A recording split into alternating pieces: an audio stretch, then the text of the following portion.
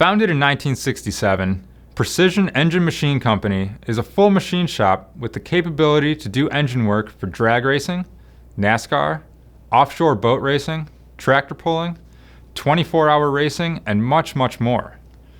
Over the years, shop owner Jan Norris says Precision Engine Machine has done a little bit of everything. While the Hyattsville, Maryland shop has done its fair share of engines in its more than 50-year history, it recently took a job that proved to be a new challenge. I'm Greg Jones, the managing editor of Engine Builder magazine, and welcome to Engine of the Week.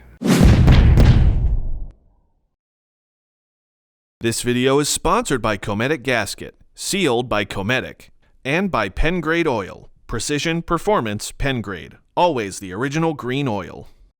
Jan Norris might own Precision Engine Machine, but today his son Michael is the primary engine builder, and his grandson Brandon also helps in the shop.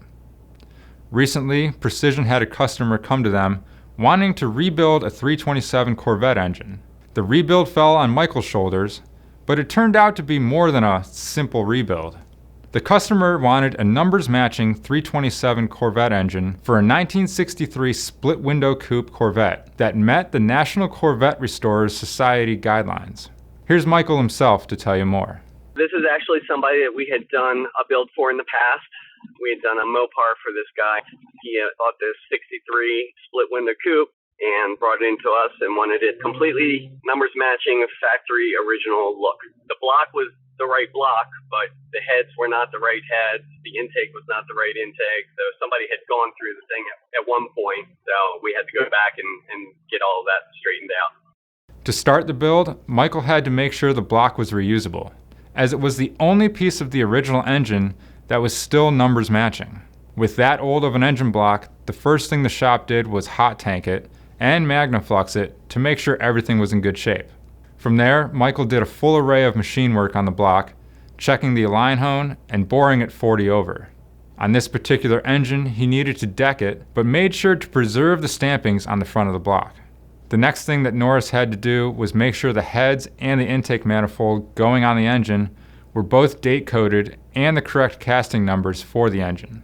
The car was built in January of '63, so what I ended up doing was finding cylinder heads and intake manifold that were cast within 3 months of that date so that it would match with the actual date of the build of the car. That was a matter of going and searching multiple Corvette groups, and I actually ended up buying 2 separate cores and completely redoing the cylinder heads, new guides, new exhaust seats, all new valves, all new springs.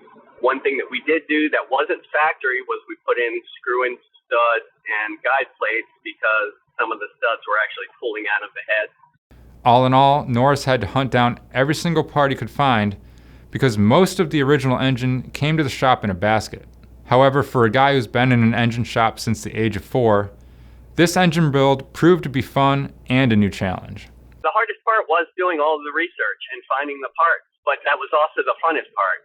I've built, I don't know how many Gen 1 small block Chevys over the years, but this was by far the funnest one that I did because I got to learn so much about how the factory built these things back in '63 and what all of the little intricate details it takes to build an NCRS judgeable car. On the exterior, the 327 Corvette engine looks completely factory, but on the inside, Precision did use some upgraded aftermarket parts. Norris says those parts don't take anything away from the value of the car once the overall build is complete. This 327 Corvette engine features Eagle ES rods, Speed Pro forged pistons, Total Seal rings, a Comp Cams camshaft, hydraulic flat tappet lifters and valve springs, Clevite rod and main bearings, a Manley stainless intake and exhaust valves, and a Melling oil pump. The only other parts on the exterior of the engine that were factory were the 327 oil pan and the alternator, which was sourced from Corvette Stop in California.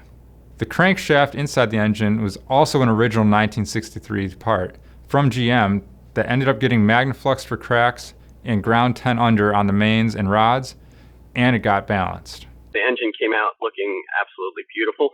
The total build time on this was probably about 18 months. Most of that time was spent searching for parts, doing research, and figuring out exactly what Precision needed to get the job done right. Now that the 327 Corvette engine is complete, the rebuilt power plant will have to spend a little time in storage until the vehicle restoration is ready. That does it for this episode of Engine of the Week. A special thanks to Cometic Gasket and Pengrade Motor Oil.